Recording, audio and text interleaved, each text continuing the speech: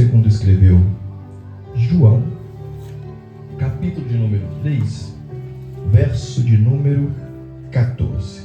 Será o texto que nós iremos usar como base para a ministração da palavra de hoje. Estou muito feliz por ver cada rostinho aqui, viu? Você é muito importante.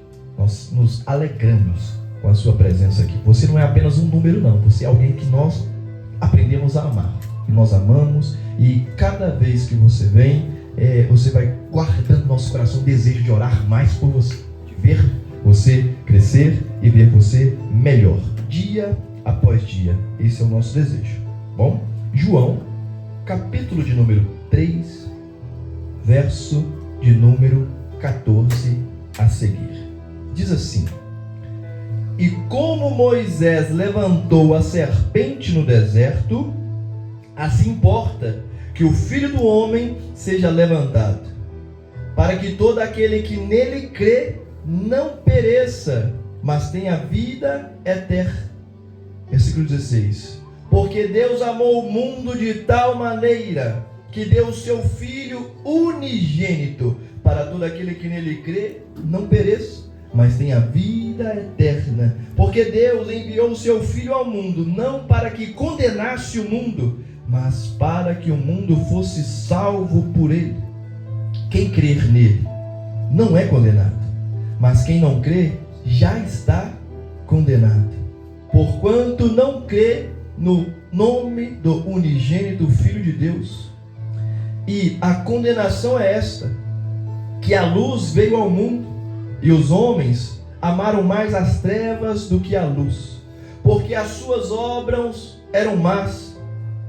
Porque todo aquele que faz o mal aborrece a luz, e não vem para a luz, para que as suas obras não sejam reprovadas. Mas quem pratica a verdade vem para a luz, a fim de que suas obras sejam manifestas, porque são feitas em Deus. Fecha os teus olhos, fecha a tua Bíblia, abra o teu coração e vamos orar. Não invalidando a oração da nossa irmã Pétala, mas somando, porque nós sabemos que quanto mais o crente ora, mais ele tem vitória.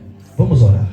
Senhor nosso Deus e nosso Pai, estamos diante da Tua poderosa e preciosa palavra, que é mais afiado do que espada alguma de dois gumes, que tem poder de penetração e vai na divisão das juntas de medulas, na divisão ali, Senhor, da alma e do espírito. A Tua palavra que é apta para discernir a intenção do coração do homem e proveitosa para ensinar, corrigir, redarguir em justiça, para que todo homem e mulher de Deus seja perfeito e perfeitamente, Senhor, Pai querido, capacitado para toda boa obra. Senhor, meu Deus e meu Pai, fala conosco conforme a Tua vontade, não aquilo que o nosso coração quer ouvir, mas aquilo que o Senhor quer que nós venhamos ouvir. Edifica, Senhor, e levanta, abençoa as nossas vidas por intermédio da Tua poderosa palavra. É o que eu te peço e te agradeço, porque Teu é o reino, o poder e a glória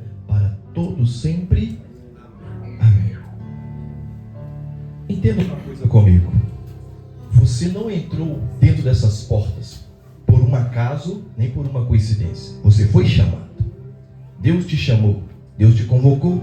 Nós cremos na Sagrada Escritura, e o que está escrito na Sagrada Escritura, nós bem sabemos que céus vão passar, terra vai passar, mas essas palavras permanecerão para sempre. E lá em João, no capítulo 6, no versículo 44, na parte A, está escrito o seguinte: Jesus falando: ninguém vem a mim se o Pai não o quiser. Vocês vieram até a presença de Jesus porque o Pai quis que vocês estivessem aqui. O Espírito Santo moveu os nossos corações, e hoje nós estamos aqui porque nós fomos chamados. Deus tem prazer em chamar.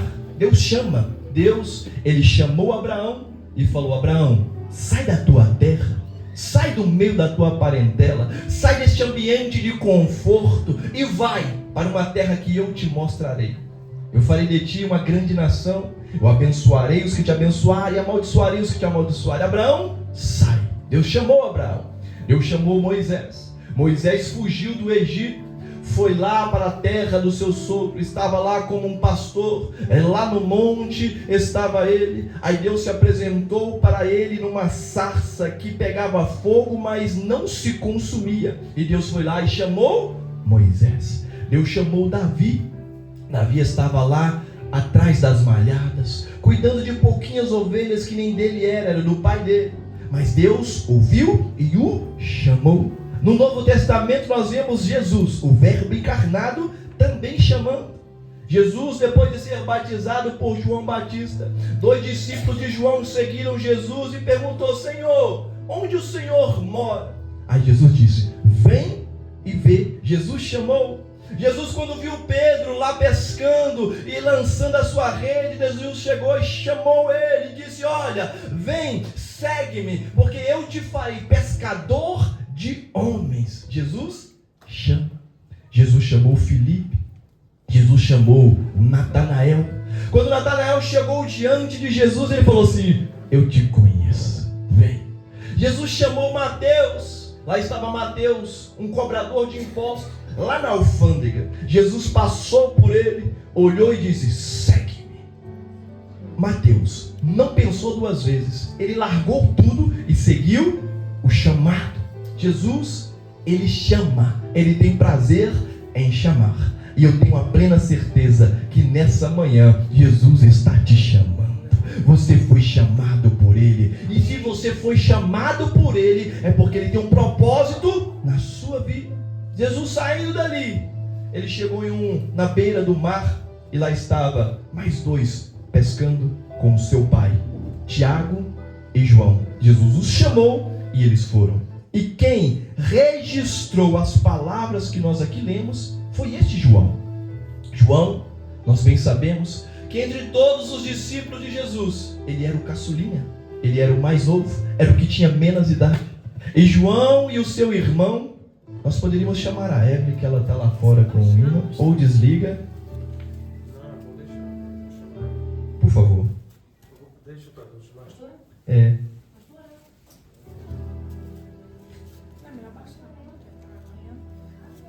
É porque ela está com o telefone e o Bluetooth e está fugindo.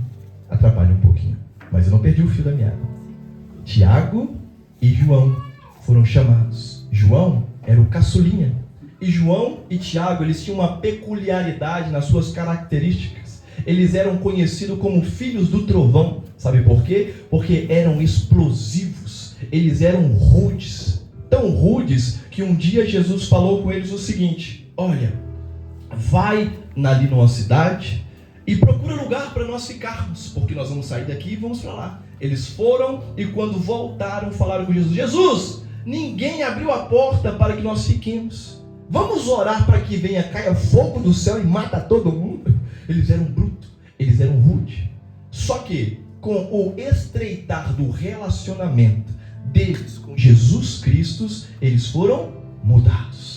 Se você quer ser transformado, se você quer ser mudado, se você quer ser essa pessoa aperfeiçoada, se você quer ser essa pessoa que vive a sua melhor versão, sabe? Você ser você mesmo, claro, você está plenamente sabendo quem você foi, quem você é, a sua identidade. Você quer ser essa pessoa aperfeiçoada por Deus. Nós precisamos estreitar o nosso relacionamento de intimidade com o Senhor.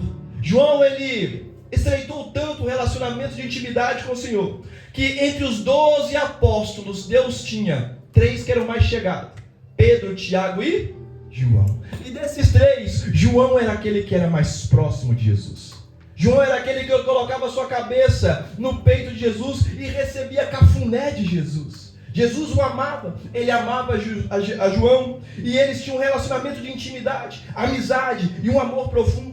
Tanto que, depois disso, João já não era mais conhecido como filho do trovão, mas sim conhecido pelo apóstolo do amor.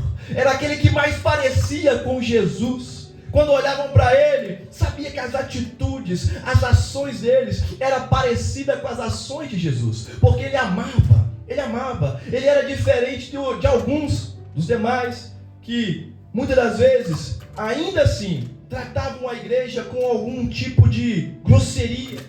João não. João, ele tratava a igreja de Cristo como a menina dos olhos de Jesus.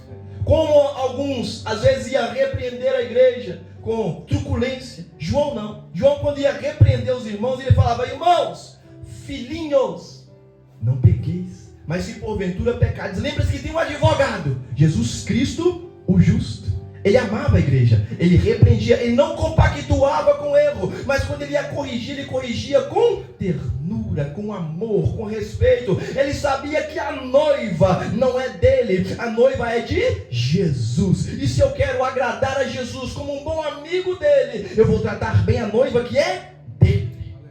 Existem muitos ambientes e lugares que homens estão tentando roubar a noiva para si, querendo pegar ali a glória da noiva para si, enquanto a noiva não é nossa, a noiva é dele. Precisamos cuidar bem da noiva de Jesus. Chegou alguém aqui, é simplesinho, é noiva.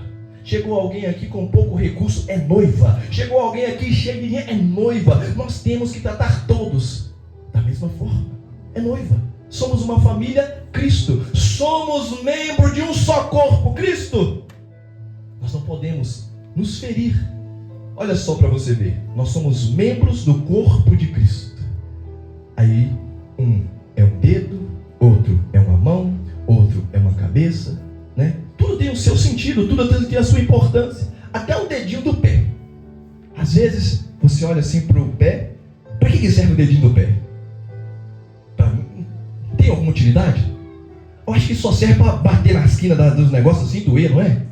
Mas não é porque parece que não serve nada que eu não vou cortar. Tudo tem a sua utilidade. Há um ditado chinês que diz que por causa de um cravo perdeu-se a ferradura, por causa da ferradura perdeu-se o cavalo, e por causa do cavalo a mensagem não foi entregue e a guerra foi perdida. Tudo tem a sua utilidade. Talvez você pode se sentir o cravo da ferradura, do cavalo, do mensageiro, mas você tem utilidade nessa guerra, nesse meio, nessa família. E às vezes, sem a tua presença, nós podemos perder a guerra. Você é importante para Deus, importante para o reino. E João entendia isso, e por isso ele cuidava bem da igreja de Cristo. Ele amava a igreja de Cristo. Ele não tinha medo de falar de amor. Hoje em dia tem homens que têm medo de falar de amor, mas a boca fala que o coração está cheio. Jesus, ele disse: eu sou amor. Sem amor nós não vencemos. Jesus, ele amava tanto que ele deixou fincado ali na cruz a imagem do pleno amor. Um amor horizontal, um amor vertical do homem para com Deus. Amar a Deus sobre todas as coisas. Um amor horizontal de uns para com os outros. Deixou em uma imagem de cruz e ali manchou com seu sangue, nos ensinando que o melhor de tudo é amar.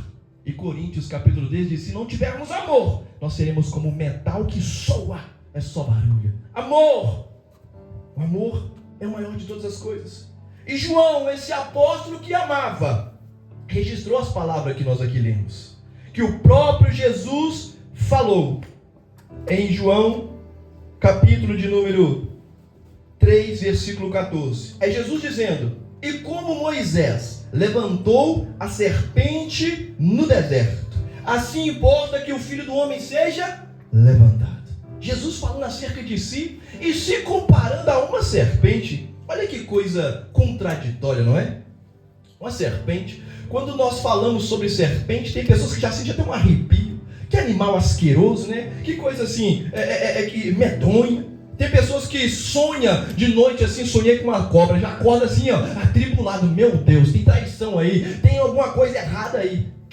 Serpente não traz esse sentido para nós às vezes? E nós nos sentimos mal às vezes, quando nós estamos em um ambiente e parece que nós estamos rodeados de serpentes, que a serpente é aquele bicho, parece que vem traiçoeiro, e vem, morde, injeta o veneno e nos fere, e às vezes nos faz morrer. E Jesus está se comparando a uma serpente.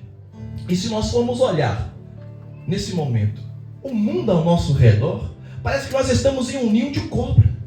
Todo lugar que nós vamos, nós somos feridos. Todo lugar que nós vamos, nós somos machucados. Todo lugar que nós vamos, parece que injetam em nós veneno, tentando fazer com que nós venhamos perder a nossa identidade de filhos e filhas de Deus, membros do corpo de Cristo. É a maior fúria do inimigo e uma das maiores estratégia dele é tirar essa identidade de você. Ele caiu do céu por quê? Ele queria subir e ser semelhante ao Altíssimo. Aí caiu. Aí Deus falou assim: agora eu vou fazer o homem, a minha imagem e a minha semelhança. Você é a imagem e semelhança de Deus. Aleluias. E o mundo aí fora quer deturpar essa imagem de você, de alguém que ama, de alguém que é semelhança de Deus, alguém que não tem medo de falar de amor, de viver e amar, de viver e cuidar, de viver e fazer o bem. O inimigo quer deturpar. E parece que nós vivemos em um mundo cheio de serpente, que quer te machucar e quer fazer com que você não seja essa semelhança de Deus, mas quer te transformar em um monstro que é longe da imagem de Deus. E Jesus está se assemelhando a uma serpente. Só que em tudo nós podemos aprender. Nós podemos aprender com uma criança, nós podemos aprender com a fauna, com a flora. E quando nós vemos a Bíblia também vê virtudes nesse animal, a serpente. Tanto que diz, para que nós venhamos ser simples como as pombas, mas prudente como as serpentes. Prudência. Só que para nós entendermos o porquê que Jesus está falando, como Moisés levantou a serpente no deserto, assim importa que o Filho do Homem seja levantado, nós precisamos entender o contexto. É um texto que nós precisamos entender o contexto. E para isso eu quero te pedir nesse momento, aperta o cinto. Vamos voar, vamos viajar lá para o Antigo Testamento. Logo após a morte de Miriam. Quem aqui sabe quem foi Miriam? Miriam foi aquela irmã feliz que quando o rei lá do Egito, o faraó, determinou que todas as crianças morressem para que não houvesse uma grande população de hebreus dentro do Egito. Lá estava a sua mãe, Joquebede, com uma criancinha e tentando fazer com que aquela criança ficasse quieta e calada. E é um desafio.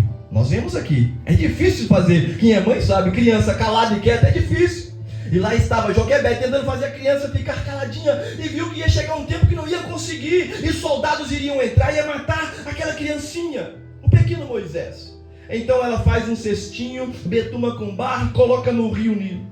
E a sua irmã Miriam, ela foi andando ao redor, andando e vendo o cestinho. Eu creio, com toda a fé que há em mim, que ela andava e orando: Senhor, é meu irmãozinho, Senhor, guarda ele, enquanto ele for ali, Senhor, vai protegendo, conduz, guia ele para as mãos certas. Eu quero saber se dentro dessa igreja tem pelo menos uma Miriam, que mesmo vendo o seu irmão lá no mundo, perdido, sem direção, está de longe, mas está olhando: Senhor, guarda ele, Senhor, direciona ele, Senhor, leva ele para as mãos certas, Senhor, conduz ele para a igreja. Aleluias. Miriam foi essa menina que quando viu seu irmãozinho chegando nas mãos da filha do faraó, chegou lá e falou assim: olha, eu conheço uma mulher que ela teve filho, ela pode vir amamentar essa criança. E chegou lá e chamou a própria mãe para cuidar do próprio filho e ainda ganhar um salário para cuidar do próprio filho. Olha só, Miriam foi essa mulher que depois que Moisés tirou o povo dentro do deserto, atravessou o Mar Vermelho, chegou do outro lado, ela tocou o pandeiro e cantou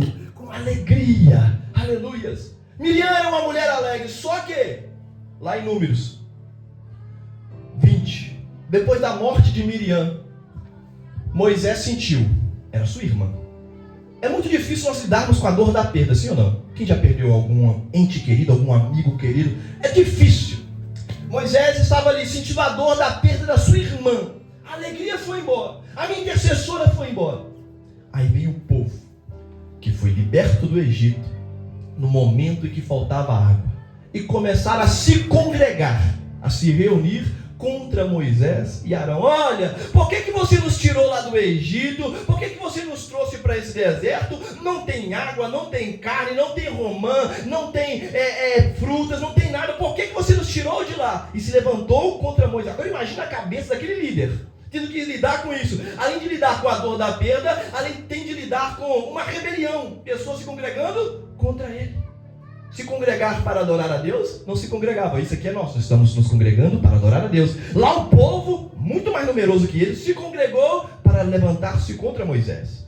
Aí Moisés e Arão foram para a porta da tenda da congregação, dobraram os seus joelhos, colocaram a cara no pó e oraram: Senhor, olha aqui, nos ajuda. A palavra diz que a glória se manifestou naquele lugar, e Deus falou para Moisés: Moisés, leva todo o povo, congrega todo o povo lá na frente daquela rocha e fala com a rocha, toca nela, porque ela vai trazer água para o povo. Lá chegou Moisés, um pouquinho nervoso, porque o povo estava se congregando contra ele. Lá estava Arão, ali também um pouquinho nervoso, porque o povo estava contra ele. E ao invés dele falar com a rocha, ao invés dele fazer um culto, ao invés dele levantar e santificar ali um altar ao Senhor, glorificar o nome dele, falar das grandezas de Deus, engrandecer a Deus e dar glória ao Senhor, não, ele com ira no coração pegou o cajado e bateu na rocha. A rocha saiu água, o povo bebeu água, mas Deus não se agradou.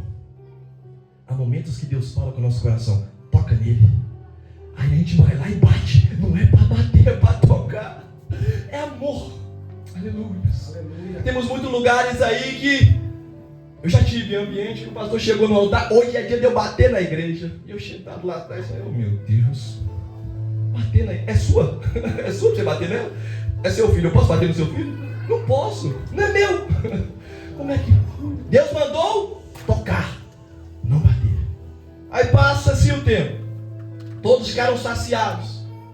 Mais um pouquinho, acontece a morte de Arão. Agora está Moisés com dor da perda da irmã, com dor da perda do irmão, e para acabar ainda, vem uma guerra. Eles queriam passar ali em frente à terra de Edom, o rei de Edom, e mandou um mensageiro: ó, rei, eu e o povo podemos passar aí pelo meio da sua terra, nós não iremos olhar nem para a direita, não vamos olhar nem para a esquerda, nem sequer a água dos seus poços nós iremos beber, nós só queremos passagem. O rei de Edom falou: não, se você passar por aqui, eu vou contra vocês e vai haver guerra. Então eles tentaram contornar a terra de Edom. Aí os cananeus, um povo que era inimigo do povo do Senhor, se levantou e falou: é agora, vamos atrás deles, vamos guerrear com eles. E foi, e houve guerra, e houve muitas pessoas que morreram, e eles pegaram muitas pessoas e trazeram, raptaram muitas pessoas. Então o povo orou ao Senhor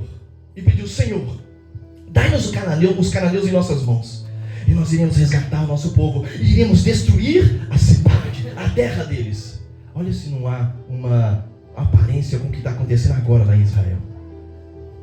O pessoal, os terroristas dos Hamas, entrou em Israel, fez o mal, raptou mulheres, crianças, trouxeram para dentro da sua terra, e agora Israel está destruindo aquela região. Olha se não há uma semelhança. E aconteceu isso, venceram, mas mais uma vez, mesmo depois de uma vitória, o povo se levanta e congrega e começa a murmurar: ah, Moisés, por que o Senhor nos trouxe para esse deserto? Aqui não tem picanha, aqui não tem acém, aqui não tem maná, aqui não tem manjares, aqui não tem as comidas do Egito. Por que você nos trouxe para cá? E além deles falar contra Moisés, começaram a falar contra Deus. Falar contra aquele que Deus colocou é fácil, é um homem, é igual, é comum igual a nós. Só que falar contra Deus, aí Deus se levanta. Aí Deus sabe o que faz? Permite que serpentes venham do deserto. Serpentes venham e começam a morder as pessoas. Aí começou a morrer gente. Aí começou a morrer de gente. E gente começou a morrer por causa das serpentes. Aí foram e reconheceram. Chegaram diante de Moisés e falaram: Senhor Moisés, eu pequei. Nós pecamos. Falamos contra Deus e contra vocês. Eles tiveram, pelo menos, a capacidade de reconhecer que erraram e pediram perdão. E por eles reconhecer que erraram, pediram perdão, vieram diante de Moisés. Moisés foi lá e intercedeu a Deus por eles. Aí Deus falou com Moisés: ô Moisés, então faz o seguinte: você vai fazer uma imagem de uma serpente de bronze, você vai colocar aqui no meio do deserto, e todo aquele que for picado pela serpente, por alguma serpente, se olhar para essa imagem, ele não morrerá. Olha que mistério. As pessoas que eram picadas por serpente tinham que olhar para aquelas que foram de bronze. Aqui tem muitas pessoas que usam esta imagem para defender a idolatria. Só que aquela imagem estava apresentando algo que iria vir depois, como nós lemos aqui.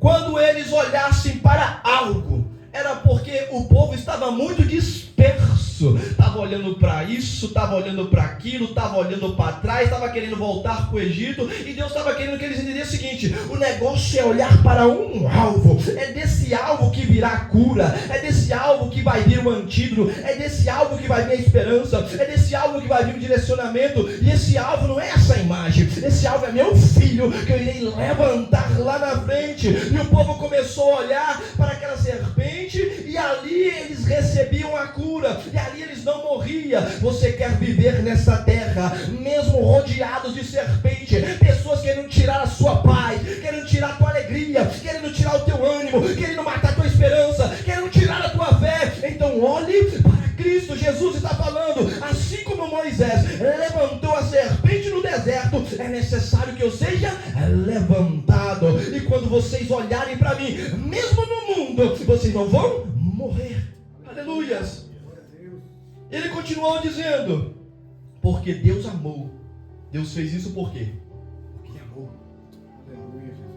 Mas para que nós venhamos tomar posse desse amor, nós precisamos fazer o que o povo fez: reconhecer que somos falhos, pecadores, se arrepender dos nossos pecados. Aí sim nós receberemos toda a cura, toda a graça. Sabe o que a graça é? A graça é maravilhosa.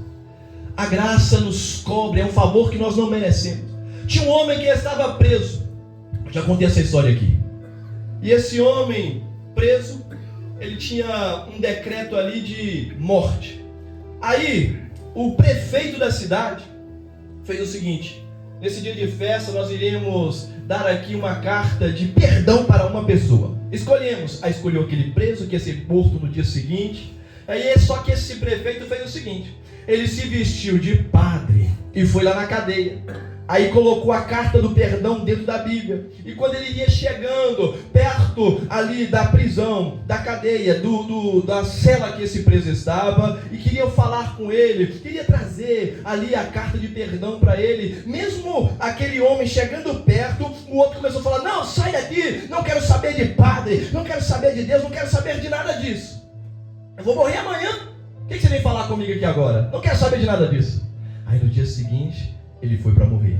E quando chegou lá para ser morto, ele viu lá o padre, né? Agora com veste de prefeito. E ele entendeu: eu vou ser morto, não pelos pecados que eu cometi, não pelos crimes que eu cometi, mas foi pelo perdão que eu não aceitei, que eu rejeitei. A graça é isso. Nós não podemos rejeitar a graça, rejeitar esse perdão. A serpente foi levantada, é só olhar para Jesus. Ele nos abraça, Ele nos protege, Ele nos cura. Aleluias. E Jesus, Ele foi levantado.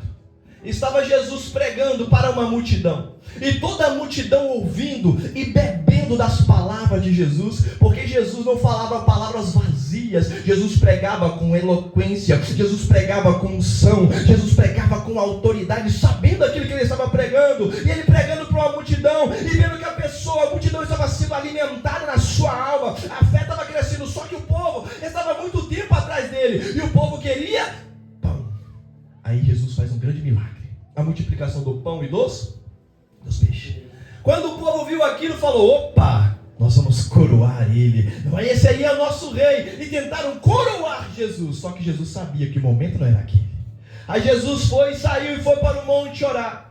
Depois que Jesus orou no monte, os discípulos foram no barquinho para uma outra banda. Lá vai Jesus descendo do monte de noite, andando sobre as águas. E quando chega do outro lado, viu que o povo que estava ouvindo ele pregar, tinha acompanhado ele. Quando chega do outro lado, ele vê que o povo estava atrás dele, não pela palavra, não pela virtude, não pela unção, não pelo poder. Eles estavam vindo por causa do pão, daquilo que era material.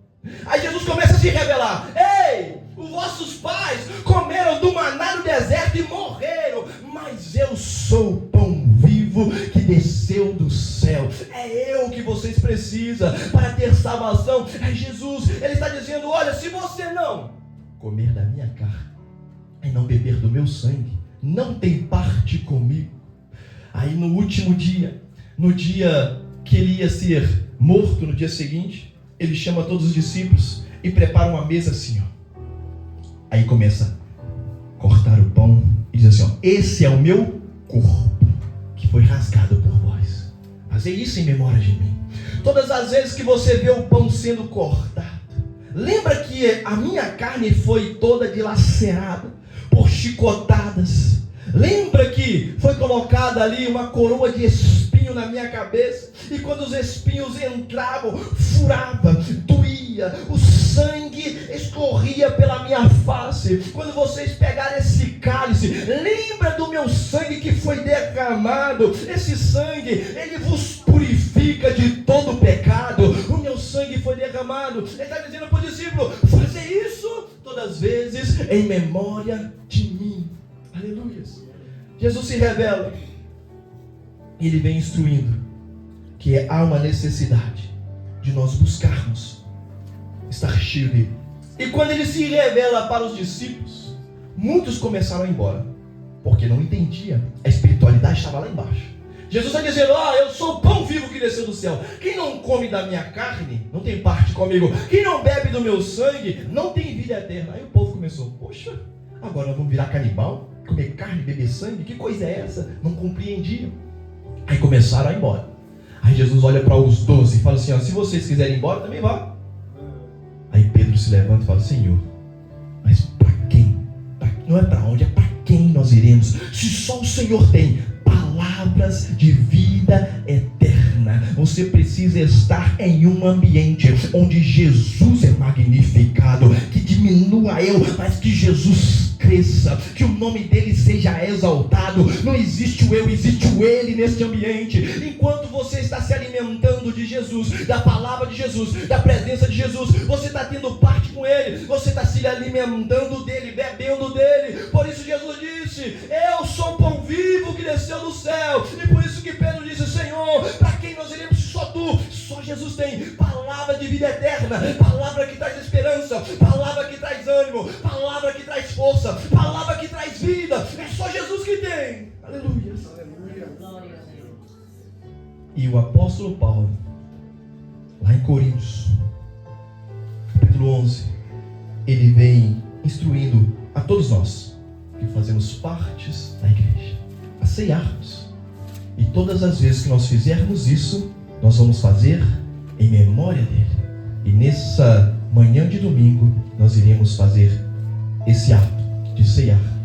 Eu quero convidar aqueles que estão em comunhão com Cristo, como a igreja, que já desceram as águas batismais, para poder estar tomando santa ceia.